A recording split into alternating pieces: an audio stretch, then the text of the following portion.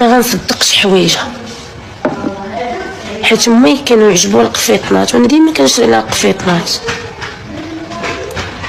عندك شي مره تلبسي شي حاجه من حوايجها مريم؟ لا تقليد عليا اختي لبست لها شي حاجه. اختي انا غندير مقفل وشانطه ونخبيهم تحت ناموسيتي. تقليد عليا الا قلت لهم شي حاجه.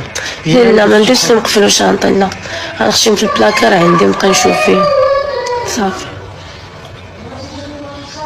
حتى الزيوفه تاع راسها ما تقربيش ليها. لا عندنا زيوفاتي.